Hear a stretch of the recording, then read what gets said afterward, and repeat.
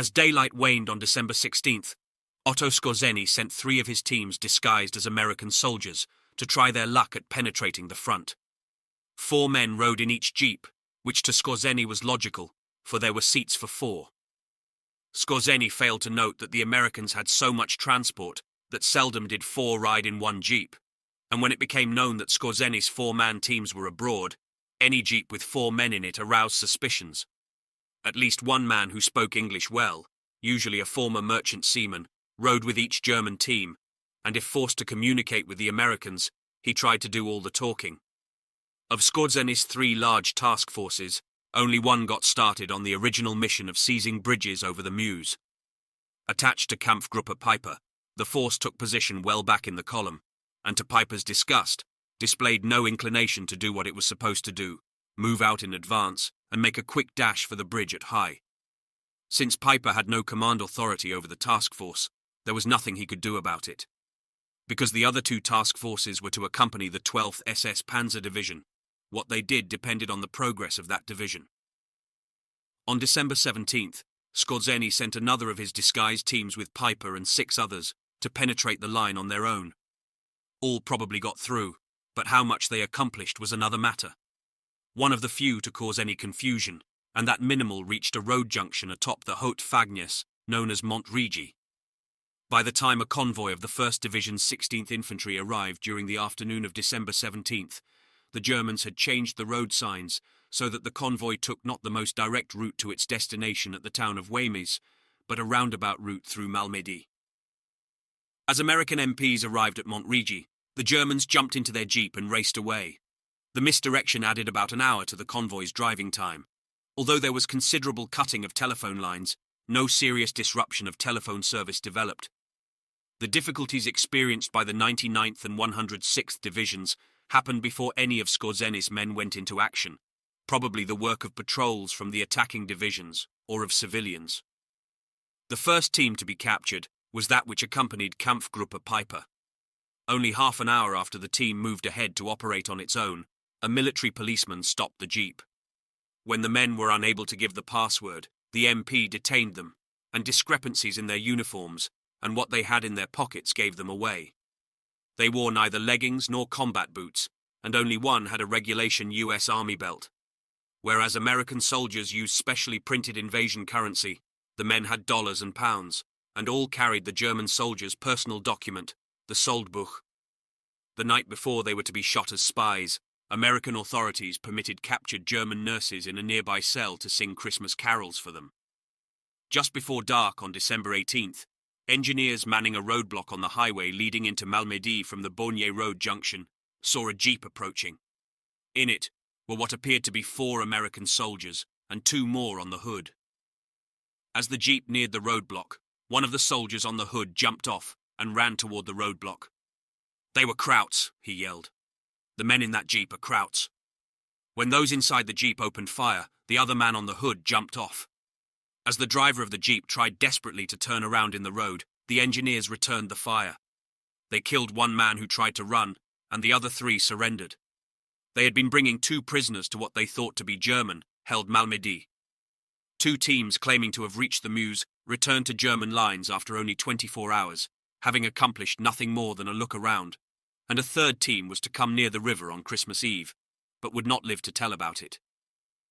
Yet another team reached the Meuse at a bridge midway between Huy and Namur. When the driver of the jeep failed to produce a valid trip ticket, an MP at a checkpoint before the bridge arrested the 4 occupants.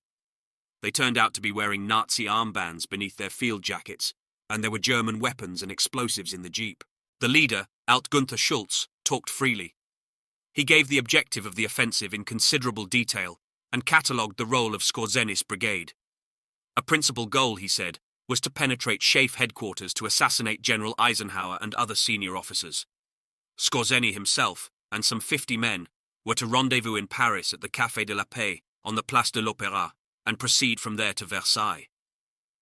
Was Schulz the lieutenant who had advanced that scheme to Piper? To Americans in the counterintelligence corps, Skorzeny's reputation lent credence to what Schulz had to say.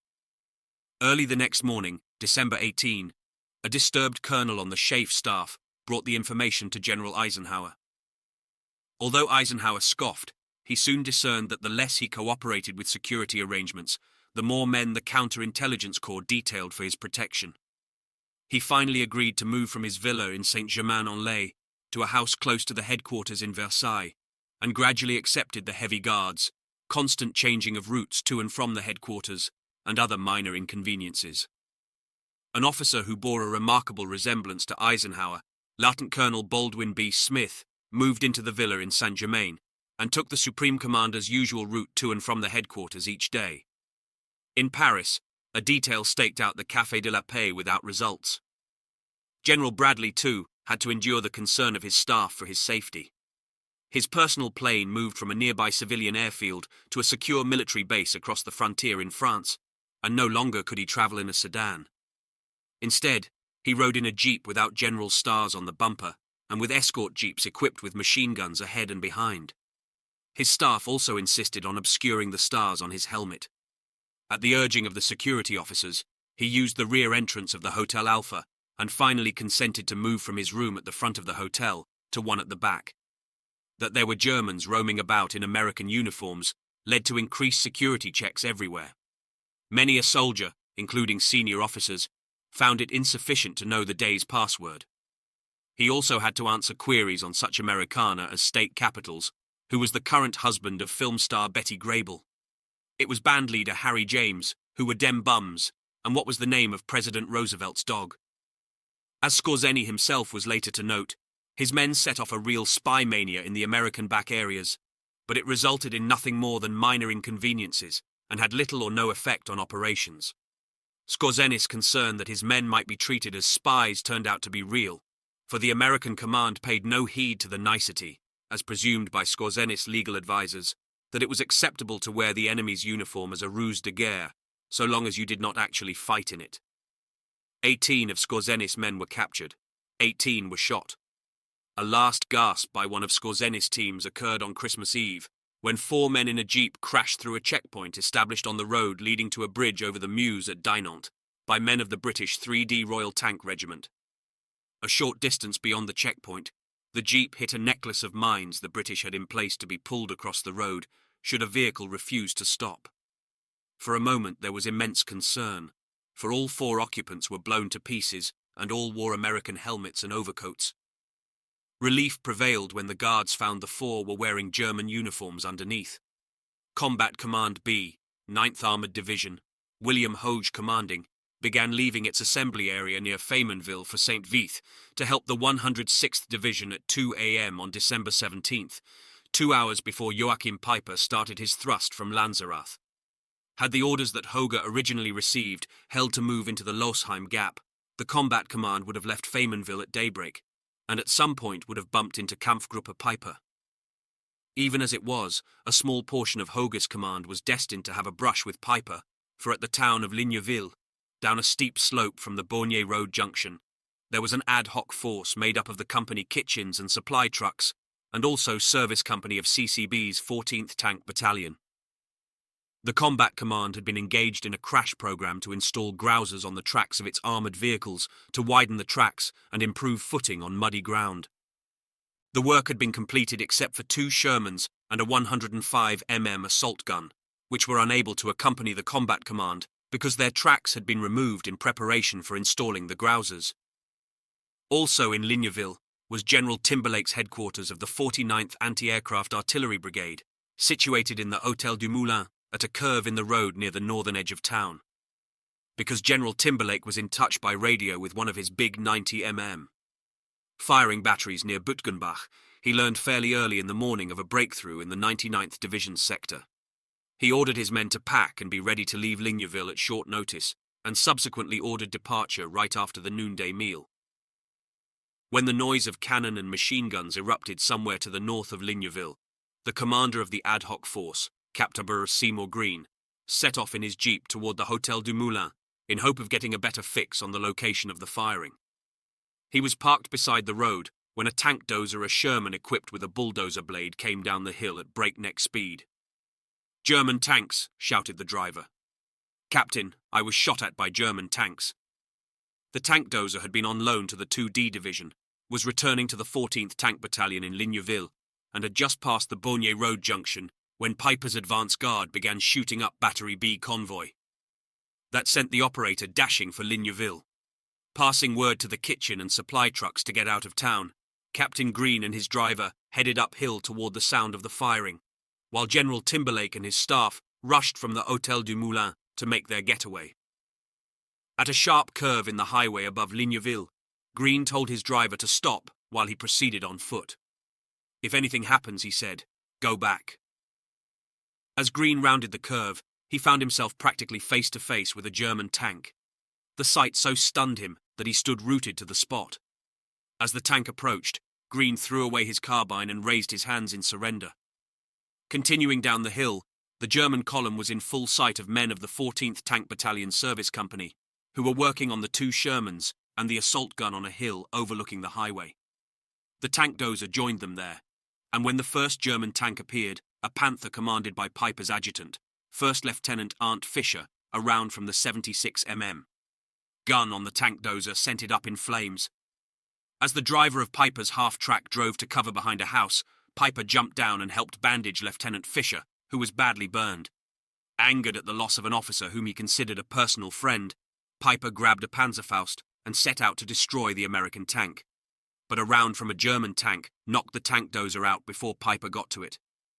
The German tanks also knocked out the immobile Shermans and the assault gun, but the encounter prompted Piper to delay while he sent SS Panzer Grenadiers to clear the town. Piper himself entered the Hôtel du Moulin, where he spent a half-hour helping himself to food left behind by General Timberlake and his staff.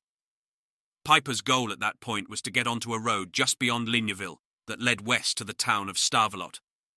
Although that would represent another encroachment on the 12th SS Panzer Division's assigned route, the road, however poor, was better than one assigned him farther south, and even though Piper had lost radio contact with headquarters of his division, he assumed from the lack of noise of battle in Malmedy that the other division was still far behind.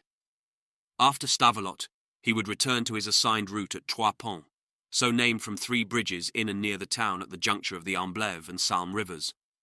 From there he would proceed to Werbemont on the north-south Bastogne-Liège highway, which would put him past the worst of the Ardennes terrain and provide fairly easy going to the Meuse at Huy, only 25 miles beyond Werbemont. Piper himself had gone on his way when a Belgian farmer's wife, Madame Marie Lochem, who was in her barn tending her cows, looked out to see just over 20 American soldiers marching up the street. A German sergeant, Paul Ockmann, culled 8 of them to dig graves for 3 dead Germans. Once they had finished, Ockmann lined them up in a row. As Madame Lochem watched in horror, the sergeant shot one of the prisoners in the head, then another, and another, until all 8 lay prone on the ground. 7 of the men were dead, but the 8th, CPL Joseph P. Mass, received only a grazing wound. Throughout the rest of the afternoon he pretended to be dead.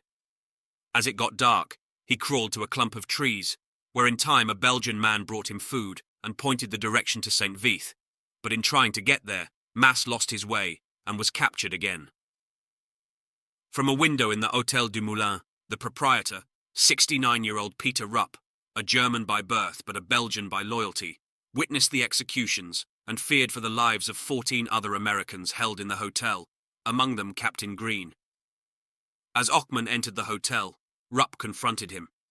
"Murderer," he shouted. "You killed 8 of them. I saw you put the pistol in their mouths." The German sergeant hit Rupp in the jaw with his fist, knocking out 2 of his teeth.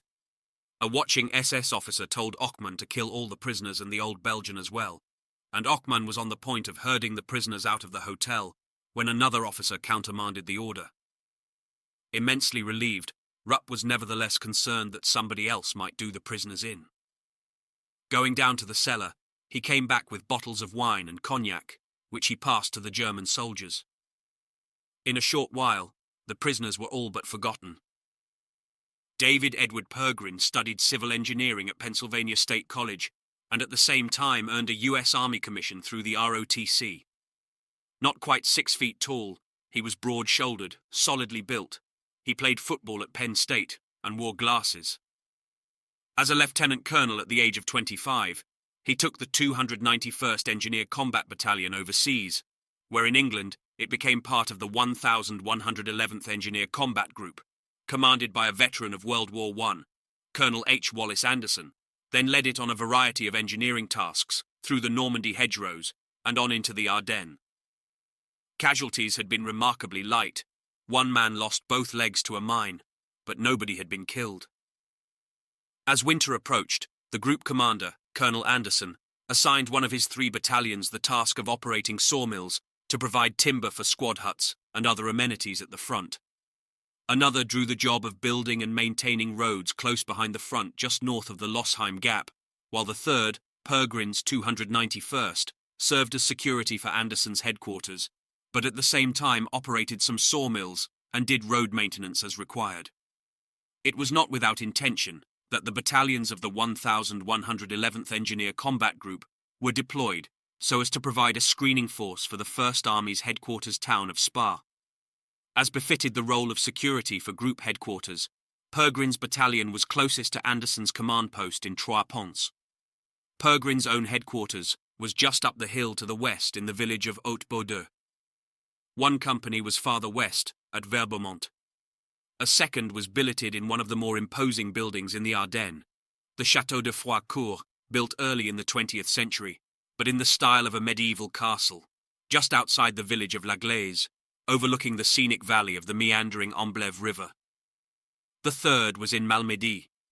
The 3 companies of the 291st Engineers were thus either astride or near the central leg of the route that Piper wanted to take in his quest to reach the Meuse River. That line-up was destined to remain much the same, despite the fact that on December 16th, Company A, under Captain James H. Gamble, began to move from Werbermont closer to the front, assigned to follow the advance of the 9th Armoured Division CCB to remove any demolitions the Germans might have implanted in the Roa River dams. One platoon was already forward, operating sawmills in the villages of Montenau and Bourne, midway between Malmedy and St. Vith. Although Captain Gamble hoped to billet the rest of his company in Bourne, the place was so bulging with support troops of the 106th Division that he continued a few miles onto the village of Amblève, near the headwaters of the little river behind the Losheim Gap. There he found space for his command post in the schoolhouse and billets for his men in houses and barns close by. Gamble and his men had passed from the French-speaking part of Belgium into the German-speaking part, and they disliked it. The people of the village watched them unload in a silence as chill and grey as the stone houses. The atmosphere seemed heavy with a sense of foreboding, and there were rumours of a German breakthrough somewhere along the front. The feeling of uneasiness spread that night through many of the men of the 291st Engineer Combat Battalion. Indeed, the day had begun with an unusual occurrence, 4 shells from big German railroad guns falling in Malmedy.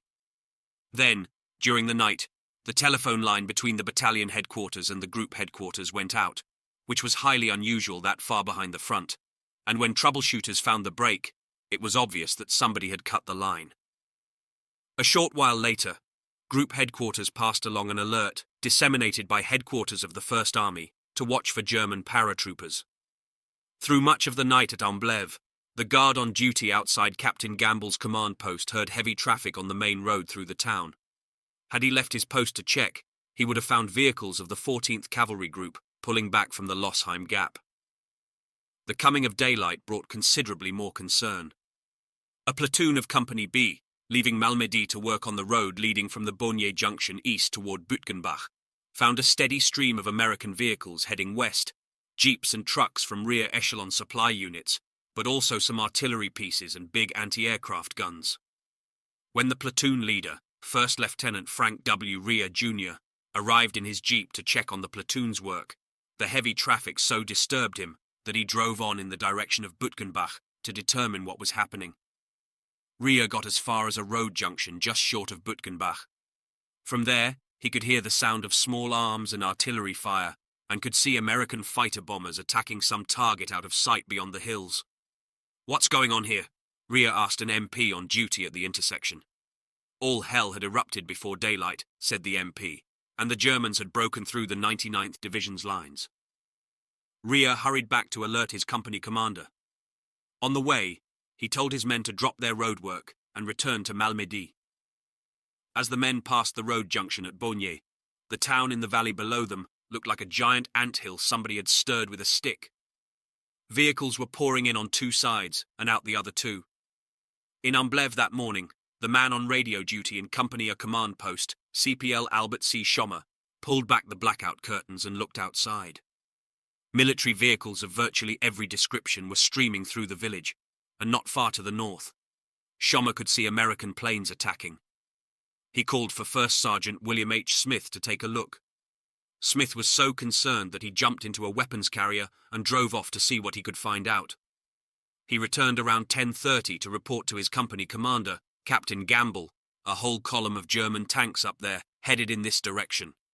If we do not get out of here fast, we were not going to get out at all. Smith had seen Kampfgruppe Piper on its way to Mörderscheid, only a mile and a half from Amblev, and had no way of knowing that at Mörderscheid, Piper was to swing west away from Amblev. Although Gamble had no authority to pull back, the choice appeared to be between pulling back and being overrun.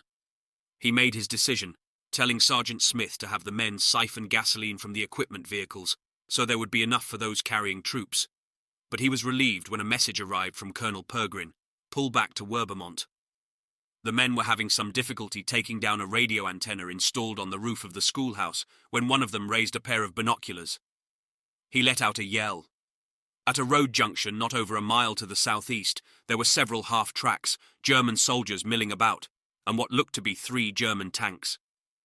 The man had spotted not Kampfgruppe Piper, but one of the 1st SS Panzer Division's other columns.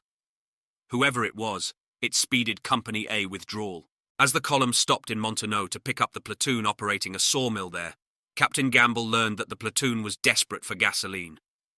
The platoon leader, First Lieutenant Archibald L. Taylor, had sent 2 men in a 6x6 to Malmedy to get more, but they had come back on foot, telling of having been shot up by German tanks and their truck overturned alongside a railroad embankment near the village of Ondenval.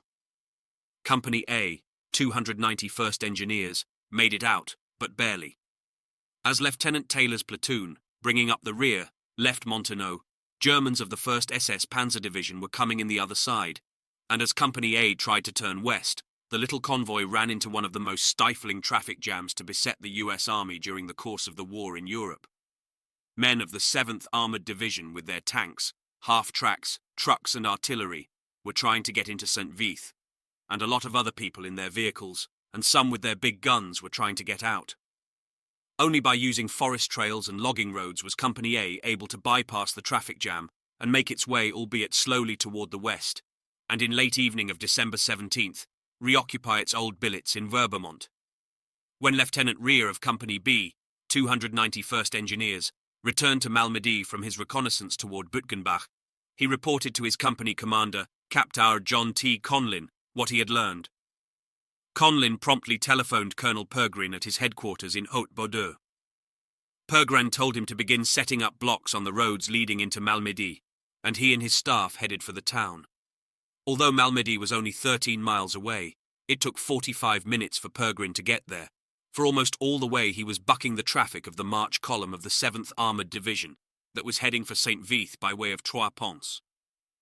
When Pergrin did reach Malmedy, it was what Lieutenant Rear had learned of the breakthrough near Bütgenbach that prompted him to warn Battery B, 285th Field Artillery Observation Battalion. Less than an hour after his unheeded warning, another convoy entered Malmedy, that of the 7th Armoured Division's artillery. Convinced that the Germans were aiming for Malmedy, since as a road centre, it was an obvious military objective, Pergrin tried to talk the commander of the artillery's convoy into staying to provide support for the defence of the town. But the officer in charge insisted that his orders were to go to St. Vith, and he was not about to disobey orders. The vehicles of one of the artillery battalions managed to inch through the congested streets to get onto the road to Stavelot and Trois-Ponts, but it proved such a mammoth task that the convoy commander turned the rest of the vehicles around to go back to Eupen, and from there, get onto the march route. The delay thus imposed was destined to come close the next morning to bringing the 7th Armoured Division's artillery into direct confrontation with Kampfgruppe Piper. As the artillery convoy pulled back from Malmedy, something akin to pandemonium was enveloping the town. An evacuation hospital, a replacement depot, quartermaster units, ordnance units, all began to pull out. Their vehicles added to the congestion already brought about by vehicles of withdrawing units passing through the town.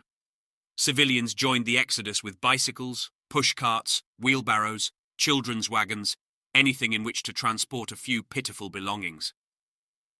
If Colonel Pergrin was to have any hope of keeping the Germans out of Malmedy indeed, of even delaying them appreciably, he had to have more than the 180 men of Company B in his headquarters, and the only sure way to get help was to call on the rest of his battalion.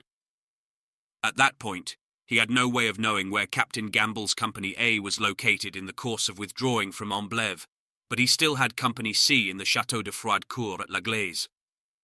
He promptly ordered that company to Malmedy, stressing that in the process, the company was to drop off a squad to establish a roadblock at Trois Ponts and another at Stavelot.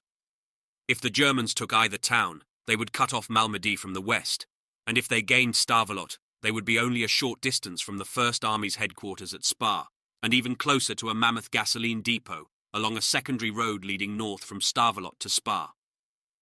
That order dispatched, Pergrin made his reconnaissance toward the Bornier Road junction, in the course of which he picked up Arons, Siranco, and Valenzi, and learned of the massacre at the road junction and something of the size of the German column. Unknown at first to Pergrin, the message he sent the First Army's headquarters telling of the massacre and the German column started a limited number of reinforcements heading for Malmedy. For again, if Malmedy should fall, the Germans would have access to roads over which to probe deep into the First Army's rear, not only to Spa but to Liège with its big supply installations. The only troops at General Hodges' immediate disposal for reinforcing Malmedy quickly had been serving as a kind of palace guard for the First Army's headquarters. They consisted of two separate non-divisional infantry units, the 526th Armoured Infantry Battalion and the 99th Infantry Battalion, the latter made up of Norwegian Americans and Norwegian citizens escapees from occupied Norway, merchant seamen stranded in the United States after their vessels were lost, all of whom had volunteered to serve in the U.S. Army. He also had at hand a company of towed 3-inch guns of the 825th Tank Destroyer Battalion. Those three units were soon on their way to Malmedy, and upon arrival, all were to come under the commander of the 99th Infantry Battalion, himself a Norwegian-American, Lieutenant Colonel Harold D. Hansen. Early on the afternoon of December 17th, a Belgian customs officer, 26-year-old Nicolas Schugens, left by bicycle from the village of Vannes, just south of Stavelot, where he had been living temporarily, to go to a new customs assignment at the border point of Steinebruck. As he left Vannes, the local youths were getting ready for a football match with men of the Royal Air Force, who manned a nearby radar post. Cycling through that part of Stavelot on the south bank of the Amblève River, he could see beyond a stone bridge over the stream into the main part of town, where American soldiers were strolling, some with Belgian girls in their Sunday best on their arms. Near the bridge, Schugens turned south and began to pedal up a steep hill along a narrow, twisting road leading to Ligneville. He had gone about 2 miles when he came upon an old man who shouted that German tanks were coming. "Go to the devil," responded Schugens. "You were crazy." Not long afterwards, he came upon a Garde Champêtre rural policeman, who in considerable excitement told him the same thing. Again Schugens said he was crazy, and continued on his way, but not without some wariness. A short while later, Schugens stopped to listen. Was that the rumble of tanks? It seemed incredible. But then came the unmistakable sound of machine guns firing. That was enough for Schugens. Turning his bicycle around, he took a short cut over a forest trail to Vannes. Because Schugens was in the customs service, he had avoided being drafted into the German army when the Germans came in 1940, but he was not about to risk it again. Hurrying to his house, he gathered a few possessions and took off again on his bicycle, headed west, he knew not where. As he left, he told the young men playing football that German tanks were coming. They said he was crazy and went on with their match. Sergeant Charles Hensel commanded the 12-man squad from Company C, 291st Engineer Combat Battalion, that the company commander had designated to establish a roadblock at Stavelot. It was completely dark around 6:30 p.m. when Hensel and his men got there. Surprised to find great numbers of trucks, their headlights blazing, milling around the town supply troops billeted they were pulling out, Hensel and his men crossed the bridge over the Amblève and began the steep ascent beyond, where Nicolas Schugens had passed on his bicycle just a few hours earlier. For a short distance, there was a line of houses on the left of the road, but they ran out where the ground dropped off sharply toward the deep valley of the Amblève below. Hensel stopped the truck at a sharp bend in the road, such a sharp bend that any vehicle would have had to slow down to negotiate it. A rocky escarpment bordered one side, and on the other, the drop to the valley of the Amblev was precipitous. Hensel put his men to work installing mines. They had no concern for American vehicles, for the word they had was that anything that came down the road would be German. Hensel placed a bazooka team just down the road from the mines, while one man, Peverton Bernard Goldstein, went beyond the bend in the road to a small stone shed to serve as a lookout. Goldstein had been there only a few minutes when he heard tracked vehicles approaching, obviously tanks inching their way slowly along in the darkness, and he could hear men speaking German. The tanks were only a few yards away when Goldstein stepped out into the road, his M1 rifle at the ready. "Halt," he commanded. On the way up to Goldstein's position to guide a companion for Goldstein, Sergeant Hensel heard the incredible command. As paratroopers jumped off the tank and opened fire with rifles and burp guns, Hensel and the man with him dropped to the ground and fired a few rounds from their rifles, but when the tank opened up with its machine gun, they scurried back around the bend in the road. Goldstein clambered up the rocky hill to the west, while the bazooka team fired a rocket that by sheer luck damaged the German tank. Hensel and his men waited at the roadblock for 20 minutes, but the Germans made no effort to continue. Although several men tried to get forward to look for Goldstein, German fire turned them back. When Hensel heard the tanks backing up the hill, he told everybody to mount the truck, and to prevent the Germans from realizing that he and his men were leaving, the truck coasted down the road to the bridge over the Amblev. Hensel intended making his stand there. Incredibly, there was to be no need for a fight at the bridge right away. Bone-weary, the venturesome Joachim Piper had ceased to be his usual volatile self. Had there been no delay in Linneville, Piper would have reached the heights overlooking Stavelot before it got too dark for him to discern that the vehicles in the town were not moving in but pulling out. So too, there would have been no roadblock manned by a handful of engineers at the canalized stretch of road above the town to add to the impression that Stavelot would be staunchly defended. As it was, Piper assumed he was in for a fight, and before it started, he needed to give his men some rest. They had been on the road 3 days and nights almost without pause. The delay afforded American commanders a few hours to do something about defending Stavelot. It also enabled the 7th Armoured Division's artillery convoy to thread its way through the town and onto Trois Ponts and St. Vith. When Sergeant Hensel and his men reached the bridge at Stavelot, a platoon of engineers was preparing it for demolition. It was probably a platoon of a company of the 202d Engineer Combat Battalion, which had recently arrived from the 3rd Army, and while resting, was attached temporarily to the 1111th Engineer Combat Group. With that platoon on hand, and apparently in charge, Hensel decided to rejoin his own platoon in Trois Ponts. The intrepid Private Goldstein found his way to the bridge around midnight, but the lieutenant in charge of the engineers sent him with another man as an outpost. The two ran into Germans in the last houses of the town. The other man was mortally wounded, and Goldstein took 3 bullets in his right hip and leg, but eventually crawled back to the bridge. Soon after midnight, the engineers attempted to blow the bridge, but the charges failed to go off. What they did not know was that among their midst were 2 of Skorzeni's men, disguised as Americans, who had done something to sabotage the attempt. A patrol from a company of the 5th Belgian Fusilier Battalion, which was responsible for guarding the gasoline depot north of Stavelot, had become suspicious of those 2 men earlier in the evening. But since the Americans appeared to accept them without any concern, the Belgians said nothing. In the meantime, when the commander of the Norwegian battalion, Colonel Hansen, reached Malmedy, he agreed with Colonel Pergrin that even though Malmedy appeared to be the German objective, reinforcements should be sent to help the squad of engineers in Stavelot. They got a message to the 526th Armoured Infantry Battalion to drop off a company there, along with a platoon of towed tank destroyers, and around 3 o'clock on the morning of December 18th, that little force, commanded by the 526th's executive officer, Major Paul J. Solis, moved into Stavelot. Major Solis delayed another attempt to blow the bridge, for he intended putting a roadblock on the other side of the river. 2 squads of infantry, a 57mm, anti-tank gun, and 2 towed tank destroyers were making their way up the steep hill beyond the Amblev, when shortly before daybreak, Kampfgruppe Piper's mortars and assault guns opened a preparation fire for the delayed attack on Stavelot. That fire prompted the men to fall back, but as the trucks towing the anti-tank pieces tried to turn around, Direct fire from German tanks farther up the hill knocked out the towed tank destroyers and the trucks. The men who survived hurried back across the bridge. As German paratroopers headed down the road for the bridge, 3 of Major Solis 57 mm anti-tank guns sprayed the bridge and the approach with canister.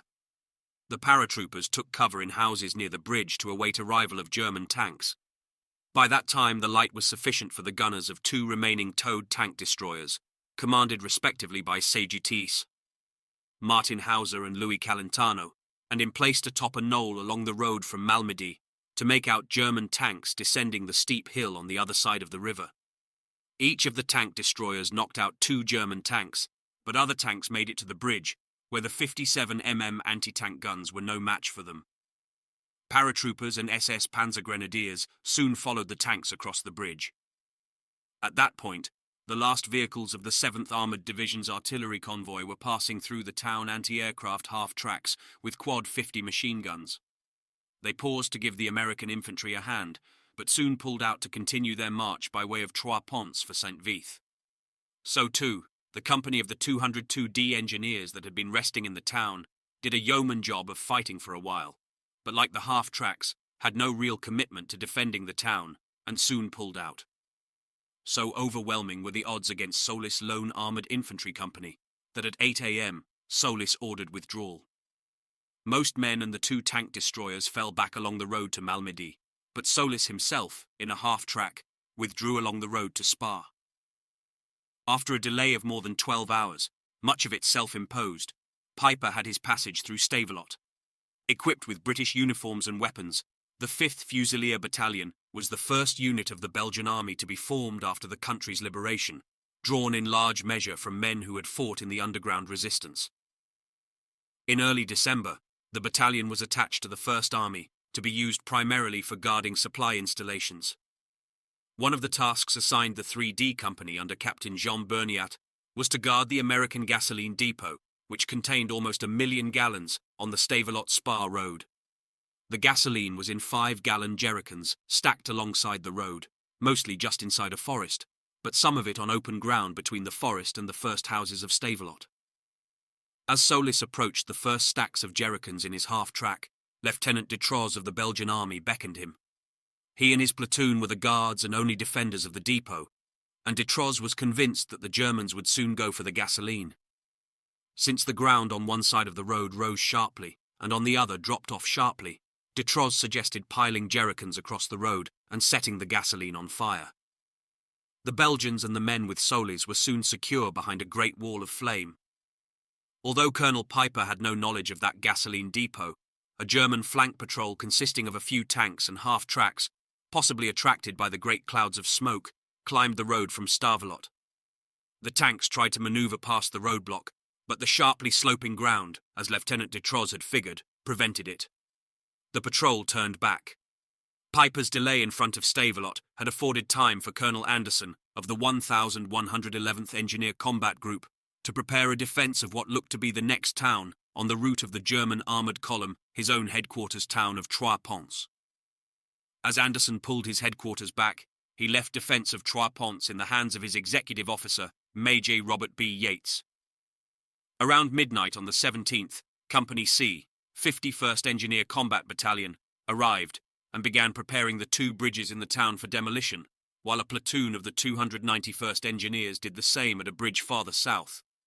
The engineers were aided by a 57 mm anti-tank gun of the 526th Armoured Infantry Battalion and its crew, when a half-track towing the gun threw a tread and had to fall out of the battalion's convoy. Just before the highway from Stavelot reached Trois-Ponts, it curved to the right to run through 2 railroad underpasses. At the exit of the second, the road came to a dead end before the Amblève River. There one either turned left to enter Trois-Ponts over 2 of the 3 bridges that gave the town its name, or right to follow the trace of the Amblève. Piper wanted to turn left to pass through Trois-Ponts and continue beyond to Werbermont. By the time the leading tanks of Kampfgruppe Piper moved out of Stavelot, the engineers at Trois-Ponts had prepared their bridges for demolition, the 2 over the Amblève and Sarm rivers in Trois-Ponts, and the 3rd over the Sarm River a mile south of the town as well. For by an unlikely but possible roundabout route, the 3rd bridge might also provide access to the town. There was no time to prepare the two railroad underpasses for demolition. Instead, a four-man crew, Buchanan, Higgins, Hollenbeck, and McCollum, positioned the 57 anti-tank gun on the road between the second underpass and the first bridge. When the leading German vehicle poked its nose beyond the second underpass, the crew was to fire, thereby providing time for the engineers to blow the two bridges. The men were aware that theirs was virtually a suicide mission. When somebody remarked that they had only 7 rounds of ammunition, they said that if they failed to accomplish their mission with those 7 rounds, they would have no need for any more.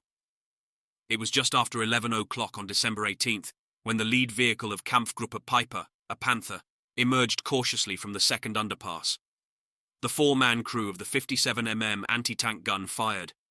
So close was the range that there was little likelihood of their missing, but so puny was their weapon that there was also little likelihood of their knocking out a Panther.